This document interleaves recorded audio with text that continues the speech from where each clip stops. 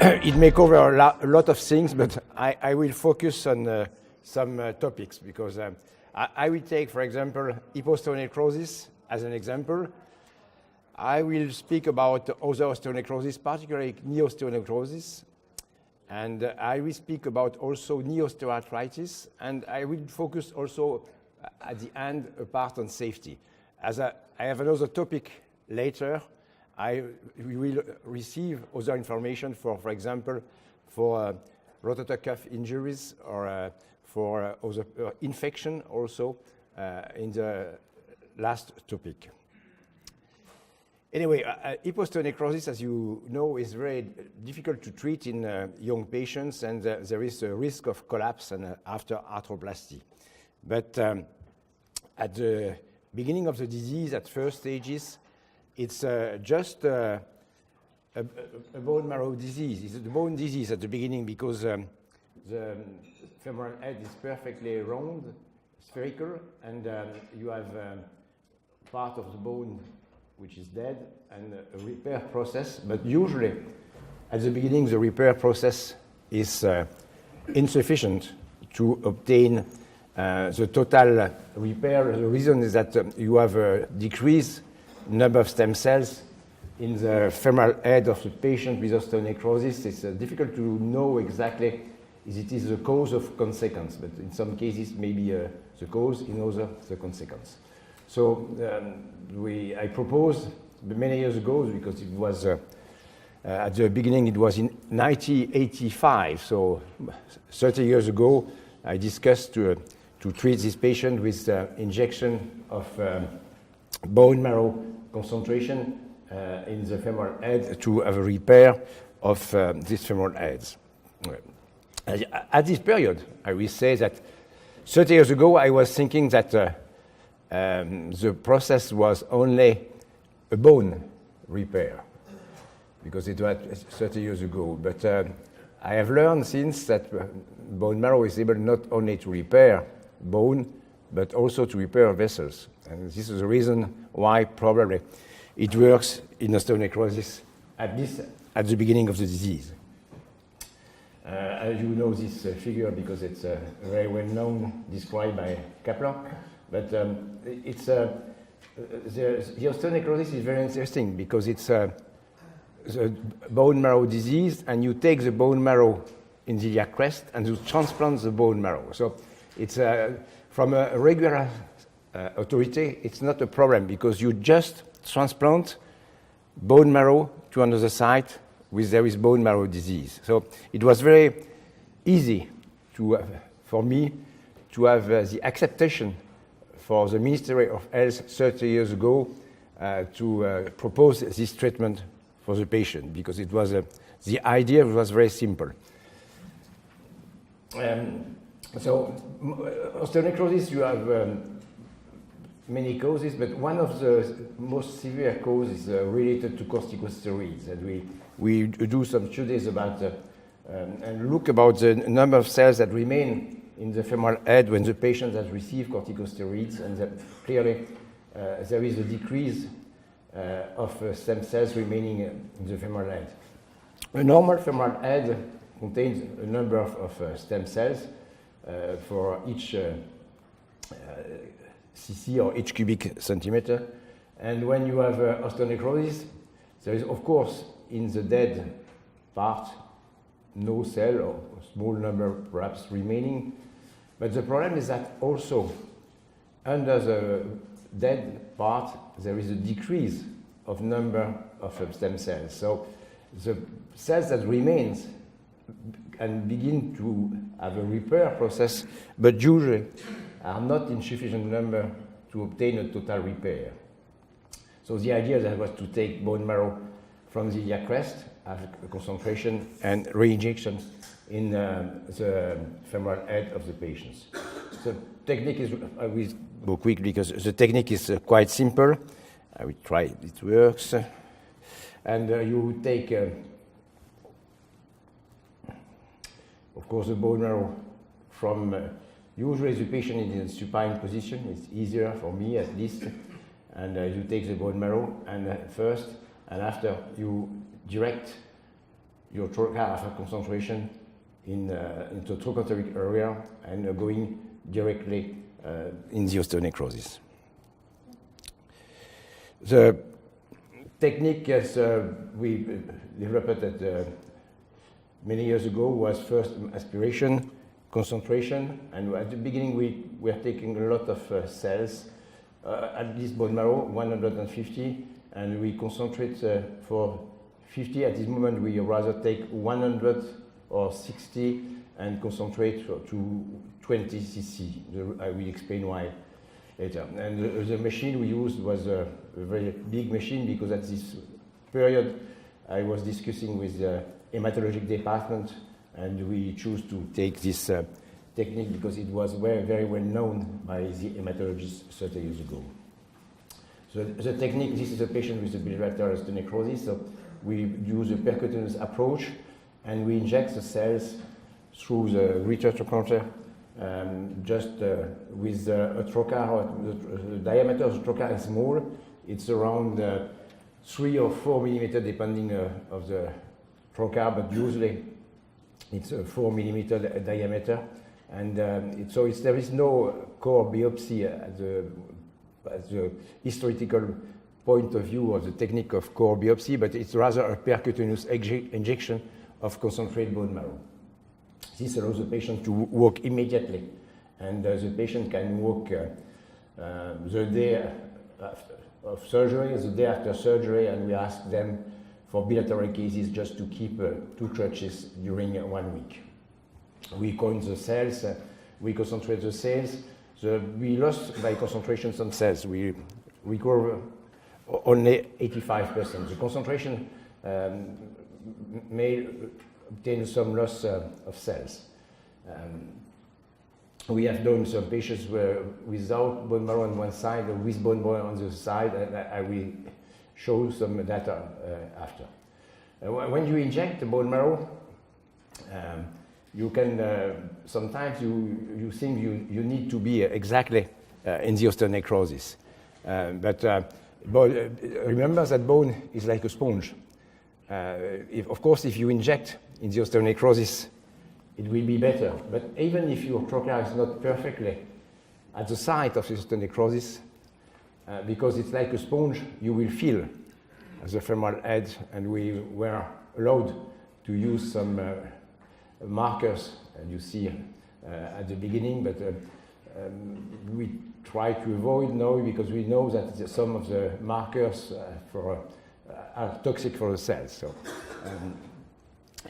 also you can remark that when you inject the bone marrow, it's bone marrow with a radiograph marker, you have a venous drainage. That means also that all the cells will not remain at the site of implantation. But the fact that the fluid go outside does not mean that the cells does not remain, because the cells, mesenchymal stem cells, have the one property. They stick to plastic. This is a principle of counting the colony, but they stick also quicker to bone. And they stick to bone and allografts. This is an important property. So when you inject the cells slowly, some of the fluid will go back in the venous drainage, but most of the cells will remain stick to the bone, at least if you inject slowly. So we look about the repair of osteonecrosis with these stem cells, and we look about MRI for the qualitative and quantitative evaluation, and we have also some failures. And failures are probably the most important part of your experience if you want to progress. You have to look very carefully to the failures. It's more important to take time to look failures than good results. Because the good results is simple, but the failures, if you find why it is a failure, you can improve immediately for the other patients. So we look about patients, and large series of patients. We have 50 patients with total regression. Now we have more because we are looking more details. And we have some patients with a partial reduction of the volume of the osteonecrosis. And we have also failures in patients without no reduction of the volume. The first important thing probably is that you have, for some patients, total resolution of the osteonecrosis. So that means that when you inject bone marrow in bone marrow, you may have a total repair. And it's not a repair of bone only, because it's a repair also of the vessels, of probably also the fat in the femoral head, and so on. But this means that you have to treat the patients early. It's only available if you treat patients at stage 1 and some patients of stage 2, but it's very rare for stage 2. For stage 2, sorry. You have patients also with a subtotal resolution. This is more frequent. This is a more frequent way, but it is important that the signal of osteonecrosis is in regression, and you have like a scar. So it's not perfect resolution because you have an abnormal signal, but it's like a fibrous and a scar, and the most important that is the femoral head remains perfectly spherical and without collapse. This is the most important. And the problem, there is no collapse because you have a regression of the size of the osteonecrosis, because as you know, there is a direct relationship between the risk of collapse and the size of the osteonecrosis. The repair process or the evolution is not the same for all the patients when you inject the cells. And this is a question I have not resolved at this moment. Because you have patients that repair correctly by doing resolution of the signal of MRI. But you have some patients like this one. It's from a clinical point of view, it's perfect. The femoral head is spherical. There is no collapse. But if you look, you have more bone than normally in the femoral. So you have too much bone, and not probably enough bone marrow at the site of the repair. So if you have patients that repair differently, some do more bone, so other repair but doing perhaps less bone and more bone marrow. It's probably there is an explanation. The explanation is probably the relationship between the number of cells as you inject, between the when you inject, of course, the concentrated bone marrow is not pure MSC. It's like rather like a soup. You inject MSC, but you inject hematologic stem cells. You inject cytokines, and depending of the technique of aspiration, depending of the concentration, you will not inject exactly the same thing. And if you inject perhaps more MSC, you will have more bone. In the short time, it's good for the patient, it's not a problem. But in the long time, and now I am finishing papers with more than 20 years of follow-up of patients with osteonecrosis. For these patients, this may be a problem because it's too much bone. That means that probably you have changed the elasticity of the femoral head, and this may give in the future or long time, 20 years after, some joint space degeneration because the elasticity of the bone is not perfectly repaired. So not only the problem is not only the repair of the femoral head, the dispersion of the signal, but perhaps also you may have some problems with the elasticity of the bone. Anyway, you can, one of the most important points is that you can decrease the volume of the osteonecrosis.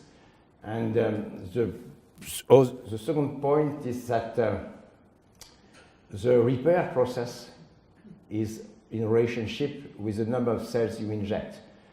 And also the volume of the osteonecrosis. You have three partners. One is the volume of the osteonecrosis, of course. The second is the number of cells you are able to inject in the osteonecrosis. And the third is the disease, because you have not the same exactly function of the cells you inject. For patients with, for example, a sickle cell disease, who has a large number of cells with a good function of MSC, and the patients who have received high dose of corticosteroids, these patients have a decreased number of MSC, and the function of the cells is not exactly the same also. So maybe probably some difficulty to find the exact good number of cells, but clearly there is a relationship between the number of cells and the repair. You have not only a repair on MRI and on a CT scan on bone, you have also a vessels repair. This is very, very interesting. We have a series of patients we should be published in short time. It's patients who had bilateral necrosis, and on one side they receive autologous bone marrow implantation, and on the other side just core decompression. So it's a very interesting series of patients, but you need to treat a lot of osteonecrosis to get these patients. It's a bilateral osteonecrosis, same stage at the time of the diagnosis, and treat one side with cells and the other side without cells. You need to have a large number of patients and to get the authorization from the regulatory to do that. But anyway, we arrive. And of course, we have some failures. And in the series of 120 patients, we have 15 patients with bilateral failure. So they have failure on the side with core decompression, and on the side also where they receive the bone marrow implantation. So we were able for this patient to, of course, look about some details about the histological repair, and particularly we focused on the revascularization, because at the time of hip arthroplasty we performed a dissection of the circumflex artery just after cutting the neck for the arthroplasty. We inject the vessels to have an idea. This is the same patient, and you can look about the difference in one side without autologous cell injection and the other side with autologous injection. This is another patient. So the same patient, two sides, one side without cell, the other side with cells. Another. And so on. So now if you check the revascularization, we look about histology, and you can see that the patients that receive bone marrow have a large number of cells in the bone marrow, and sometimes they have the normal ratio between fat and the hematologic tissue. And we looked at also about revascularizations. We performed the injection of the circumflex artery, and we performed 3D microangiography of the femoral heads to have a comparison. And we observed that in some patients there were clearly a revascularization of the new vessels arriving in the osteonecrosis. But when you look also, it's not perfect vessels. That means that you are able to repair with new vessels. But the vessels are not strictly normal. They appear like diabetic vessels in the eye of a patient with diabetes. So we are able to have neovascularization, but it's not a perfect vascularization. For example, this is the patients with one side called decompression low, so a small number of vessels with the cells, an increased number of cells, and this is in color. But you can see also that these vessels are not regular and have not perfect diameter.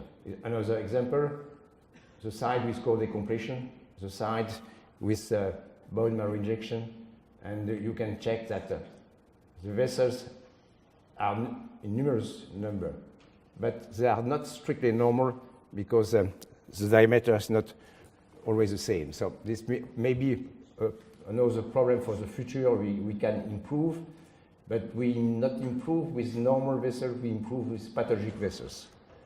So we have to look about that. Now, another example for bone for subchondral injection is knee osteonecrosis. It's the same problem, but it's also a difficult problem to treat patients with knee osteonecrosis. It's less frequent at hip osteonecrosis, but I see a lot of osteonecrosis. So I have a large series of patients with knee osteonecrosis. The vascularization of the knee is very good, as you see, but some of the patients have lesions. This is one, you have two kinds of lesions. This is a SPONC. It's a spontaneous osteonecrosis of the condyle. It looks like femoral leg osteonecrosis, and you are these patients, of course, at the beginning have no collapse, but after they arrive to collapse also as the knee osteonecrosis. You have secondary osteonecrosis. Secondary osteonecrosis has in relation with usually steroids, alcohol abuse, sickle cell disease. It's not exactly the same disease, or lupus erythematosus. And the location also is important, but you can see that some of the patients have multifocal lesions and large lesions about the knee. And for these patients, so we, for small lesions, of course, we do the same. We inject, we take bone marrow aspiration, and we inject at the site of the osteonecrosis the cells, and the process is like this. We take the bone marrow from the iliac crest, and for knee osteonecrosis, we go through the extra-articular part of the knee, and we enter in the condyle, and we inject in the osteonecrosis. This is an example of a bone marrow injection with a patient with a multifocal osteonecrosis of the knee, both condyles and both tibial plateau. We inject both condyles and both tibial plateau. So the same technique. Perhaps there is a video. We'd like, I don't know if it works. It does not seem to work. Anyway, the repair is after multiplication of the cells, and this multiplication of the cells arrive to the vessels and bone. This is an example of resolution of the patient who have knee osteonecrosis and repair of the total repair. This is another example of knee osteonecrosis and quite total repair, just a little scar on the knee after at the most recent follow-up. You can also think about to improve the cartilage thickness by injecting in the subchondral bone. To treat, one of the problems is, most important problem is osteoarthritis in young patients. But to repair the cartilage, you have two ways of thinking. One way of thinking is to inject the cells in the joint. It was not my choice. I have thing to do the reverse, to inject the cells in the subchondral bone, not in the joint, because as you know, the process of cartilage formation is coming from the subchondral bone, and there is some rationale to inject the cells rather in the subchondral bone than in the joint. If you check about the two ways, you can inject the cells. Here you can put a superficial layer of the cartilage. You can put the cells here with the matrix, but the repair will not be the same as if you inject in the subchondral bone just close to the tine mark, because if you can have a repair process of the cartilage. Keep in mind that there is usually you think that you cannot repair the cartilage. It's not true. Most of the patients have repair of the cartilage by themselves. If you look about osteoarthritis of the hip or osteoarthritis of the knee, the osteophyte is covered by cartilage. So the osteophyte is bone covered, new bone and new cartilage produced by the patient. So the patient himself has the capacity to repair the cartilage, but usually the repair process is not done at the good situation, it's done on periphery.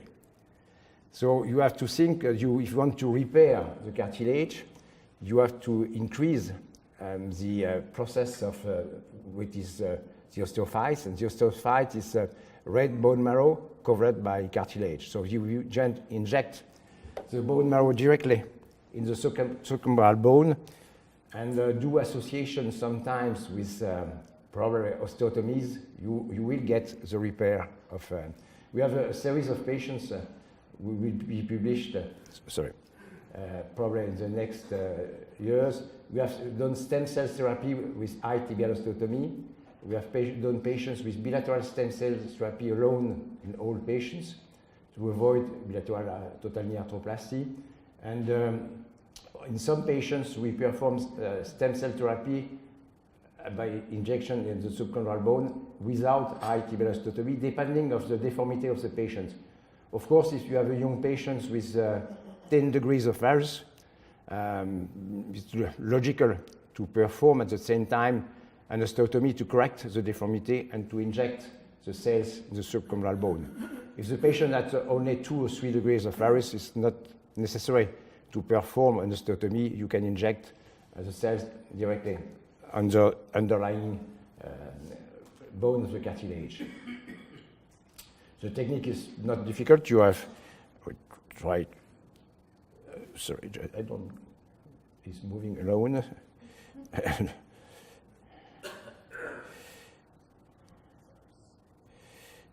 This one does not work.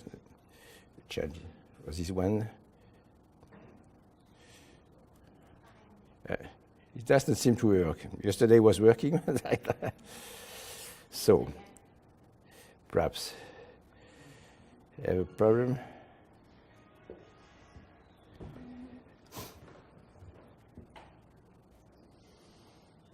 I guess it's not. Now it's having a problem. Uh-oh.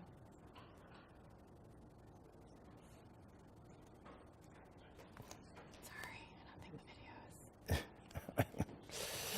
Yesterday was working, the computer, but anyway.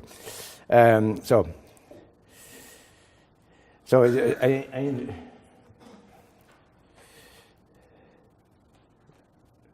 like.